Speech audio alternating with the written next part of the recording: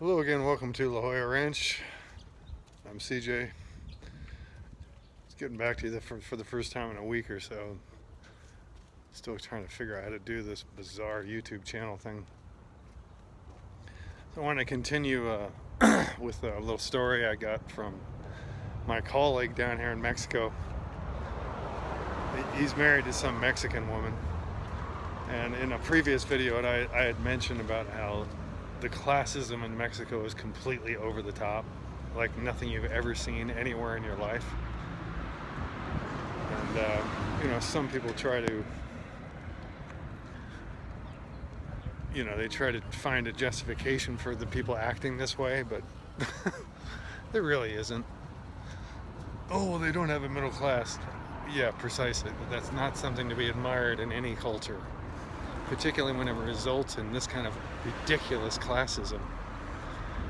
So my colleagues, he was explaining about how his wife said something to him the other day that just totally just confused the hell out of him, and he didn't know what to do. Like, he was so caught off guard by what she said that he wasn't sure if he wanted to start arguing with her or what. I know what I would have said. So anyway, his Mexican wife basically says, "Do you ever notice how poor people smell bad?" And so in that one incredibly ignorant and mean-spirited question, you really do have an encapsulation of Mexican classism in one obscene statement. And of course, my first thought is, aren't these people supposed to be Catholics? I thought Catholics were supposed to care about the poor and all this stuff, but not when you're dealing with this kind of classism. And of course, I'm around these poor people quite a bit, and of course I was around poor Mexicans in Southern California all the time. I worked side by side with them digging ditches 30-something years ago. And no, they didn't smell. And if they did smell, it was from sweating and digging ditches the same way I was stinking it up.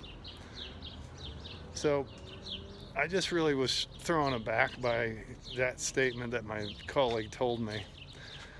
And, Jesus said, "Blessed are the poor, because they will inherit the kingdom of God."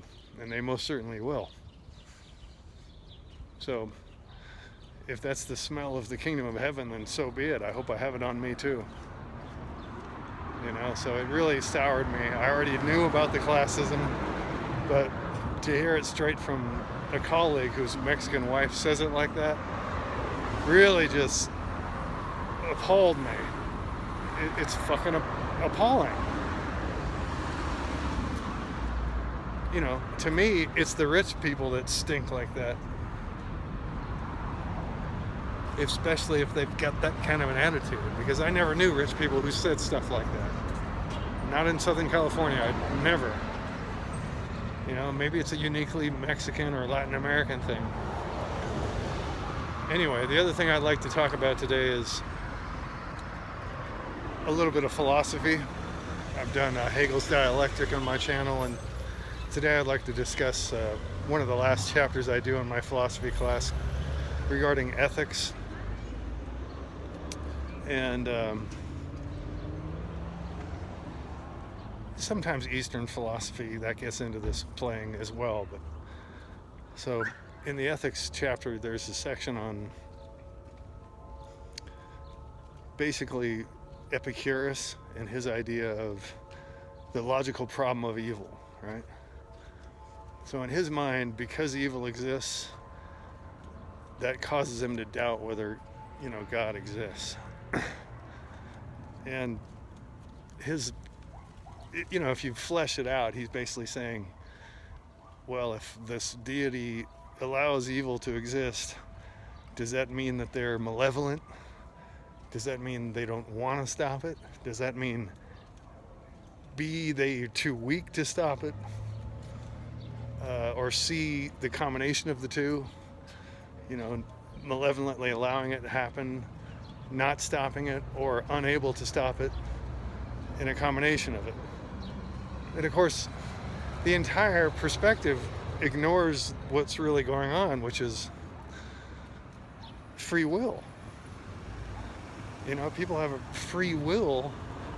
I could go rob this liquor store right next to me here if I wanted to. And I have a free will that I choose not to do that, right?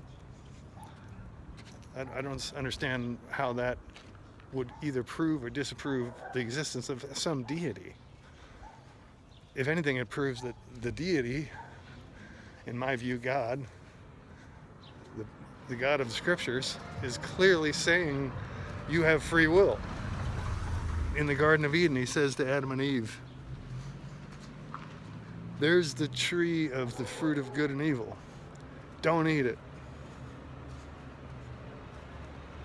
So that immediately gives them free will to do it. And they eventually fell for the temptation to eat the fruit from that tree. But they had to exercise their free will. And then once they did it, God came, he knew what would happen, he punished them, and we're still dealing with that punishment now. And that's what Jesus came to correct. So for me, it's not even really a problem of evil at all. It's a lack of understanding that we've been given free will. And to me, that is not any proof whatsoever of the lack of existence of a deity. It proves the existence of a deity that gives us free will to do this bad thing or to not do that bad thing. He doesn't want us as automatons, robots doing whatever he said. He wants us of our own free will to follow that. And to me, that's the best answer to the Epicurean question of the logical problem of evil.